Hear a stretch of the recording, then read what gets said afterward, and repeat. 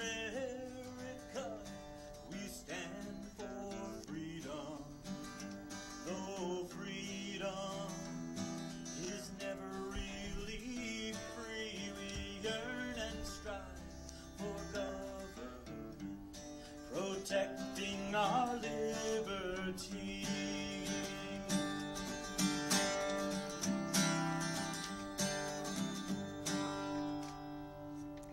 Good evening to Fitchburg and viewers of Fitchburg Cable Access TV. Welcome to Your Right to Know, presented by the Fitchburg Republican City Committee. My name is Mary Lotze, and I will be your host for this evening's show. Tonight on Your Right to Know, we will have a panel discussion with some of my friends from the Fitchburg Republican City Committee. To my far right is Roy Landry, member, Fitchburg Republican City Committee. Justin Brooks from the Leominster Republican City Committee, and then to my left is Steve Morin, Fitchburg Republican City Committee.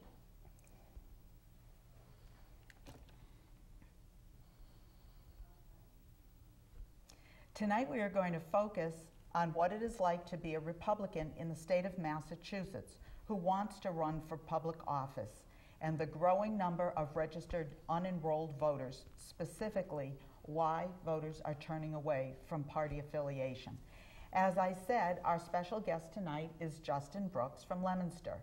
Many of us first got acquainted with Justin back in 2009 and 2010 when we were all working to support the state Senate campaign of Scott Brown, who was running for the U.S. Senate. We solidified our friendship at that time, and then you went on to found the Twin City Tea Party, where you became the first chairman. Later on in 2010, Justin served as the campaign manager for attorney Jen Casey, who went on to win her election as a member of the Governor's Council that following November. Justin then decided to run for public office himself and was the Republican candidate from Leominster for the Mass House of Representatives, the office that is currently held by Dennis Rosa. Although Justin did not prevail in this election, he ran an excellent, strong, and respectful campaign.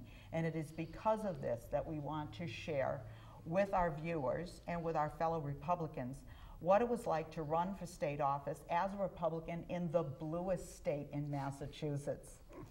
I know we all have questions for you, Justin, so guess what? I'm going to start first and ask you a question. So one of the first things that I want to know is, because of your background, where you did actually work on campaigns, you managed a campaign, what actually made you decide to go from that side of the table to the flip side of the table and run for public office in Massachusetts? Well, one of the things when I run for office, or when I was running campaigns, I mean, I got to see a lot of the state representative races. I mean, the Jen Casey campaign consisted of 64 cities and towns.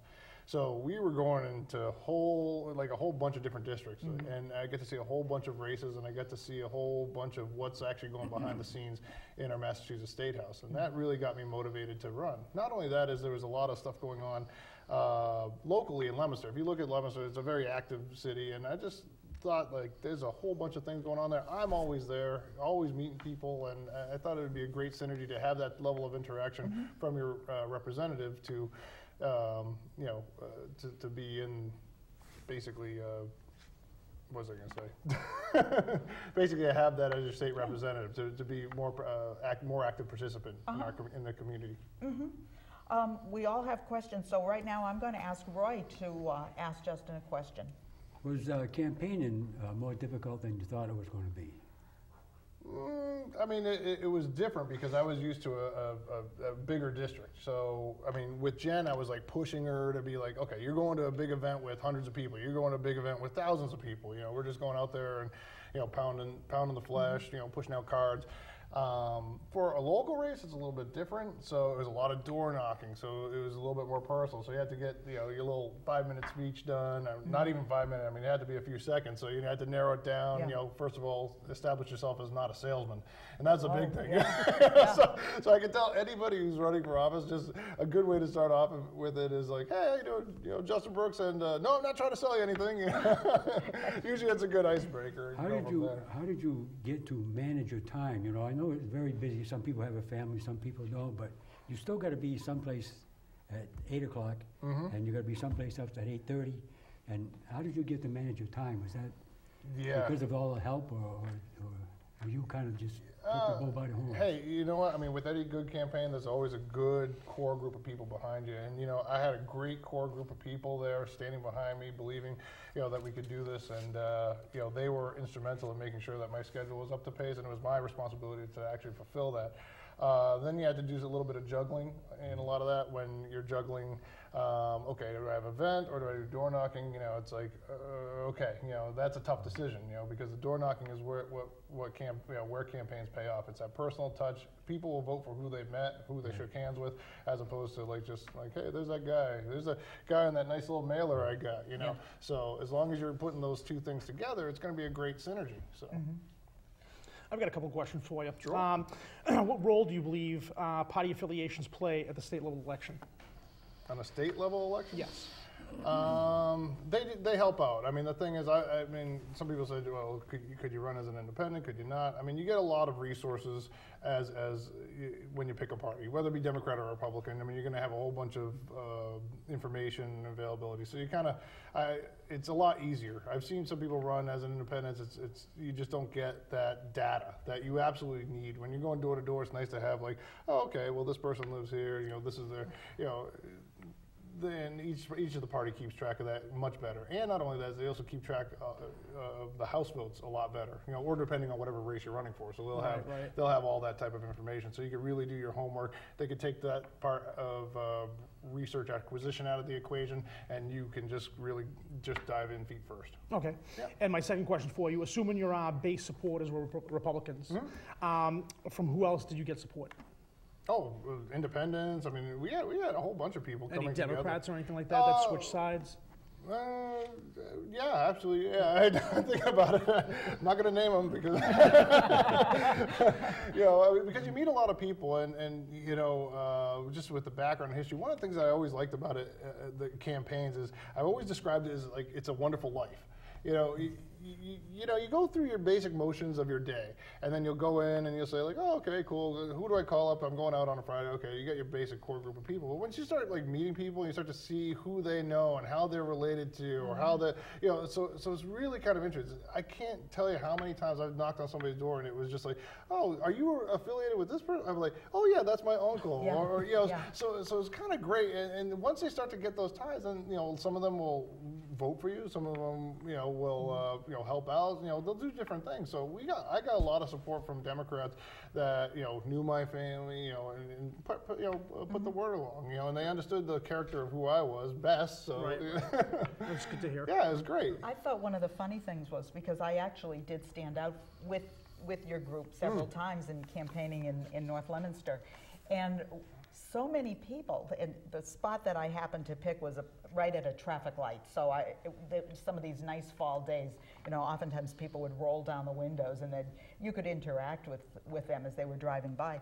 And so many people, and this struck me time and time again, so many people would roll down the windows and they would yell, is he a Democrat or is he a Republican? Well, you know, as a campaign person, you really don't know what the right answer is, right? Well, I'd say, well, he's a Republican. Well, then he's got my vote. And I was amazed at so many people who made that comment. However, as we know, it didn't turn out that well. It was the fewer people who actually came out with those comments. But from my perspective, it was wonderful to hear. Well, yeah. I mean, the thing is, it was in a presidential race, so you get a whole different people coming out and voting on those years. And people who are energized, that even pay attention to any campaign people. Now, do you think the fact that it was a presidential year, there's a certain coattail effect? Oh, yeah. Do you think that had any effect in your outcome of your campaign? I'd probably say there's around a 5% swing to, I mean, especially in this, I mean, I'm sure it's a 5% swing in Republican states in Republican favors on presidential. You know, it's the same type of kind of situation, except, you know, we deal with a predominantly blue state here, so you're going to have around a 5% swing, you know, so you can kind of factor that into the equation. But, you know, the best thing is like, you know, you try and sell yourself, you know, who you are. Hopefully you have those interpersonal contacts and people do really see who you are and want to support you. And that's a big thing for anybody. It should transcend parties.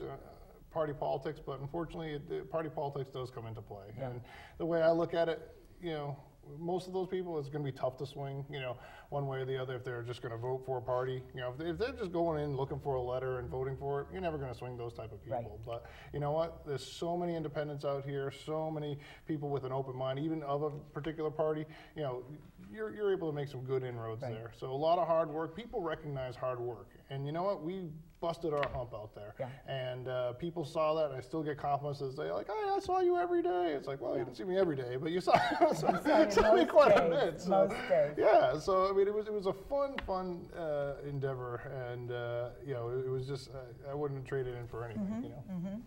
It's very interesting, and I actually want to expand upon a very astute question that Steve asked. And you actually also got into it, Justin. And this was regarding party affiliation in Massachusetts. And I want to explore this a little more deeply on a macro level. Mass is really a one-party state, meaning that the predominant voters and elected officials in the state are registered Democrats or are registered as unenrolled, but typically they vote Democrat. This fact also is borne out in the city of Fitchburg. I don't know if you're aware of it, but Fitchburg has approximately 22,500 voters, give or take a couple hundred here or there. Out of the registered voters, 10% are registered Republicans, 33% are registered Democrats, and 56% are registered unenrolled. So what we see is we've got a large, growing unenrolled population. So then my question really becomes then is, why are so many, and I'm throwing this out not just to you, Justin, but I want to pick it apart with the whole panel. Why are so many voters rejecting party affiliation altogether and registering as unenrolled? Does anybody have any thoughts on that? Well, Roy. Now, I asked two people that I know very well, and they're two different people. And they both gave me the same answer. They like to keep themselves open in case there's somebody they like running in the Democratic primary, they can go and vote then, or somebody in the Republican primary, they go and vote then. But the strange thing about these two people, they almost always vote Republican. Sure. And I said, well, why don't you just register? Just in case. Just in case. So it's kind of like a security blanket, I guess. Oh, go ahead. I'm sorry. I was just going to say that I think, within the last recent couple of years, that the party lines have been very blurry. You don't know what they stand for anymore. You've got the kind of liberal-ish Republicans. You have the Republicans coming up naming themselves as a Republican, and then they do moderate things that, you know, that more affiliate with the Democratic Party. You know? So that's just my 2 cents in there. You were going to say something? Yeah, it's funny because like whenever I'd meet an independent voter, they'd be like, "Oh, I'm an independent voter." I'd be like, "Well, you're the most important voter." Yeah. Well, that's true. That is true. It's quintessential that we reach out to those people because they're actually looking at the issues probably more so. They're not the ones that are going to vote for the letter. They're going to ones like, "Hey, you need to sell me you," you know, and that's what you need to reach out to. And it's great that I'm seeing this shift. And as a person that was running for office, I would love to see like the whole voting demographic be unenrolled. I mean, I think then that's a great fighting chance for anybody going to the table. And, you know, you will never see that because people are going to, you know, they like their letters. But at the end of the day, I would love to, you know, run an election and just appeal to just complete unenrolled voters. But people, when they go out voting, what they should do is look at what the candidate has done in the past. Not just, you know, he'll be up there like day in, day out saying, hey, I promised this, I promised that, I'm going to do this, I'm going to do that, but they never do it. You know, so if you go by what they've done in the past, then you've got a pretty solid, you know, idea of what they're going to do in the future. Absolutely. Past performance is the most indicative pinpoint of what you're going to do in the future. Right. Except I didn't really have much of But I mean, the other thing too is this: is if the person that's running, you know, the opposition to the current person in office, I mean, if they have a good game plan, then hey, that's something to pay attention to. Like, hey, look, what are you going to do differently? Are you appealing to like some of the thoughts that are on the forefront of my mind? And then what happens is you could change gears, you vote for that person, and then you know what? Then that's when you hold those people accountable. I think you should vote, you know, primarily like, hey, is that person doing what I want them to do?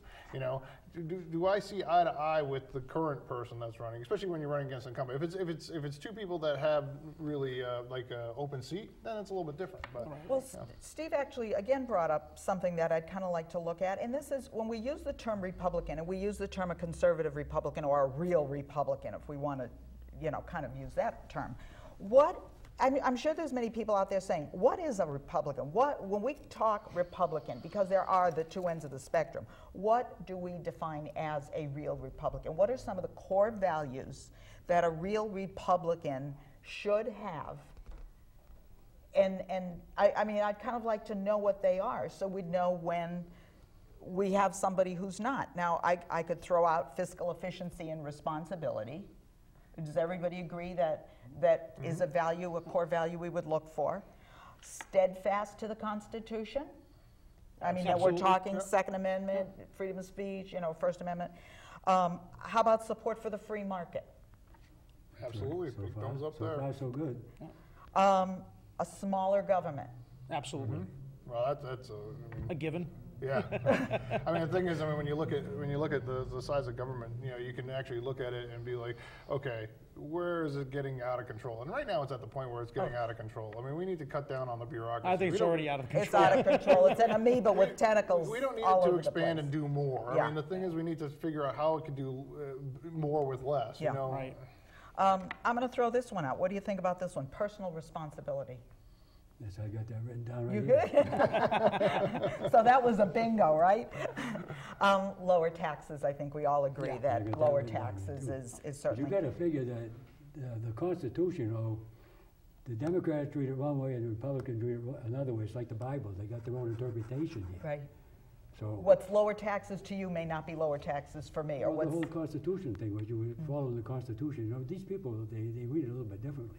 Even the judges are getting carried away Oh, sometimes. well, that's the truth. So you know, you got to stay on them. Yeah.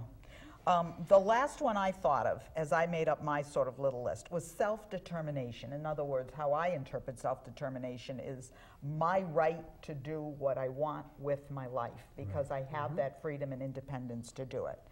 Now, does anybody else, is that a pretty exhaustive list, do you think, or do you have any covered others? them all, but it seems like the Democrats want to take care of you from the time you're born to the time you die. And tell you what to now, do. Now they want to tell you what to do in the meantime, what to drink, what to eat, and they want to tell you when to die pretty soon. I would also include, you know, especially when you're looking at Republicans, equality for all. Oh, I mean, that's a big one. Yeah. I mean, if you That look is. at the history of the Republican Party, I mean, you know, we're the, you know, We're the party of Lincoln. Yeah, we were on the forefront of the civil rights movement. Yeah. I mean, these But- are things that a lot of people forget. But notice that specifically has been being sort of taken away from us. It's being usurped from us, the civil rights movement. Yeah, the Democrats That's are being taking- taken away. The Democrats are saying, no, that's ours, no, that's ours. I've Well, heard a lot of you know. Republicans refute that and start to put their names back in that again. Too. No, So, I often. in the last 6 months, say, I can't remember who, but I've heard it 2 or 3 times, different people. No, the Republicans are running ahead of that. Yeah, absolutely. So I guess, and since we have these values, that we say these are our core values, why is it then that we cannot, which I think are good values, let me say that straight up. These are, I feel, are very good values, solid values. Why then can't we attract more of these unenrolled to the Republican Party? You want to know my biggest answer for that? My background is in marketing, right? And I think the Republicans have really, they've taken basically as their own the hard issues to really discuss. And the problem is they've let the Democrats brand the Republican Right. Party. You know, and basically what they say about us is what the general public believes, because they're better at marketing. They're better at marketing those type of things. They have a bigger, they have embraced a lot of technology, a way to get the word out in a modern day. And unfortunately, the people that are getting those messages out, it doesn't matter where the source is coming from. Oh, it could be the opposition party that's pushing that out. Yeah, you say it enough times, people are going to believe it. Yeah, yep, that's exactly what it is. Well, I want to thank you, Roy and Justin and Steve. Your very candid comments and thought-provoking discussion, and I know we enjoyed it here. But you gave our viewers, I think, so much more to think about, and that's what's really important. So what I'd like to do now is express my thanks, Roy, Justin, and Steve, for being here tonight, and especially, Justin, for you being our special guest tonight. But guess what? We are not through yet. Because right now, we have final thoughts from the right side. Now, final thoughts from the right side for some of our viewers who are just joining us, and for Justin, is as local Republicans, we thought that it would be fun to share some of our thoughts about a news item, a person in the news, or a tidbit that deserves, for good or for bad, to be recognized specifically. So here are our final thoughts from the right side. And Steve, I'm going to turn to you first. Okay, my final thoughts are, I'd like to say special thanks to all the gun owners and the Second Amendment activists and pro-gunners out there that we won a huge battle the last week by defeating the gun control bill. And we have many more of those battles to come. So, you know, Good job with the fight, guys. Yes, absolutely. 3 cheers to that one. I'm going to go next. And since this is our May show, I think it's appropriate that we sort of bring in a Memorial Day recollection and remembrance here. So what I'd like to do is speak for a moment about our honored veterans who are so frequently overlooked and maybe even taken for granted. I just completed reading a book called With the Old Breed at Peleliu in Okinawa, and it was a book written in 2008 by a gentleman called E.B. Sledge. Mr. Sledge was 19 years old when he enlisted into the U.S. Marines, was trained, and then was sent to the Pacific to fight in World War II.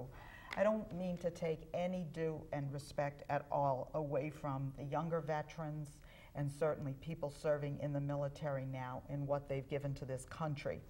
But after reading this book and Mr. Sledge's chronicles of World War II, I really understand why Tom Brokaw used the term the greatest generation to define the soldiers who fought in World War II.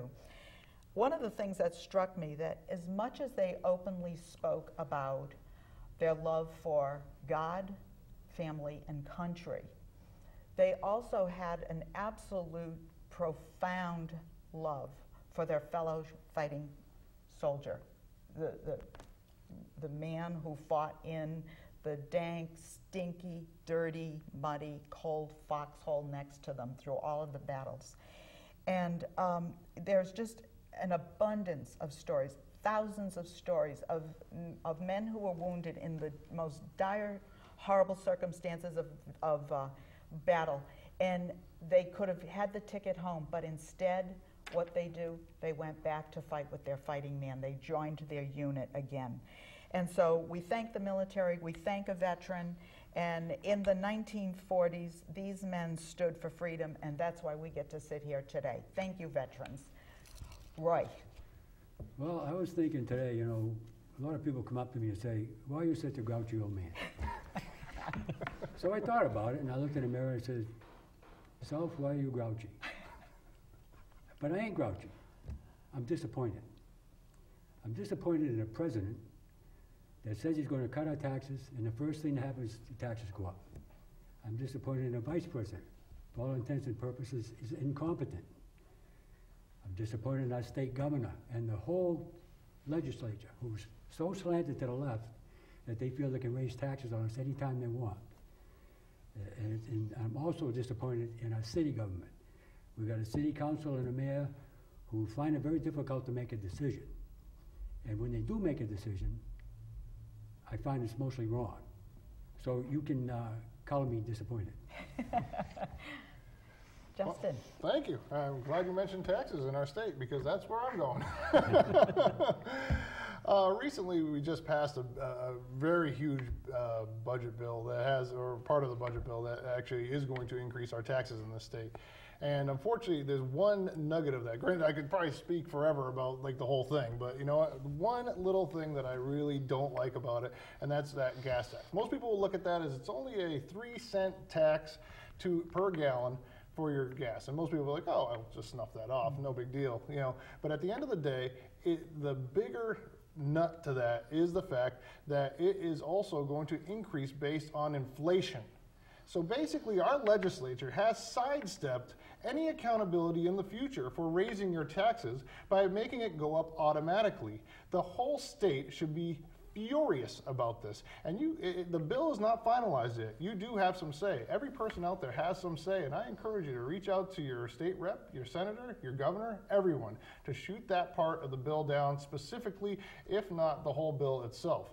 Because you know what? If our state legislature is going to raise our taxes, we want to make sure that they do it in front of everybody and not have it worked into a 3% graduated tax increase. Thank you. Right. Thank Agreed. you. Before we close tonight's show, I wish to thank so many of our listeners and friends who have sent us emails, notes, and made an effort to contact us in person and to tell us how much they enjoyed our first show, which was our April show. We're proud of our achievement, but we would be prouder still if our friends and concerned Republicans also considered doing the same thing in their own cities and towns and using their local cable access TV to produce and air a similar show. In addition to FATV, where our show Your Right to Know is aired every Tuesday evening at 5 p.m., Fridays at 7 a.m., and again on Sunday mornings at 10 a.m.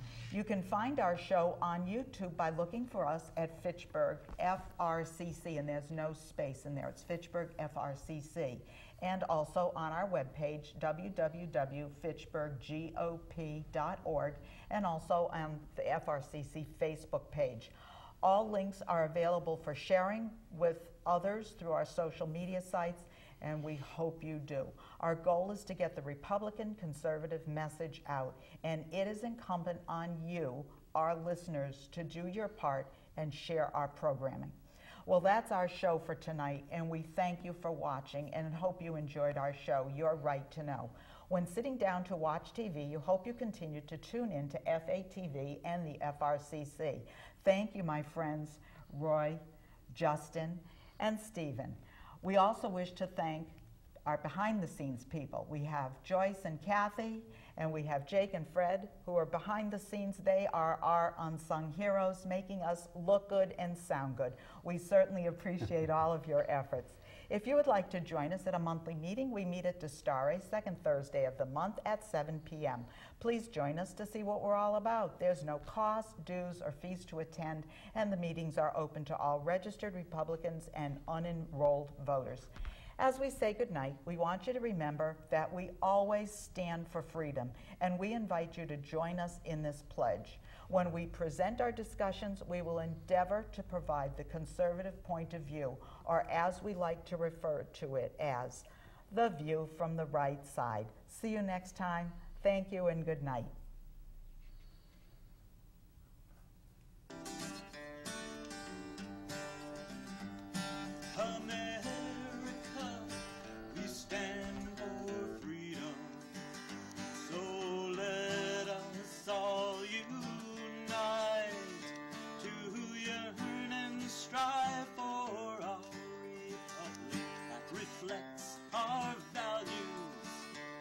Preserves our rights and goes forth in power and might, that reflects our values and preserves our rights and goes forth in power and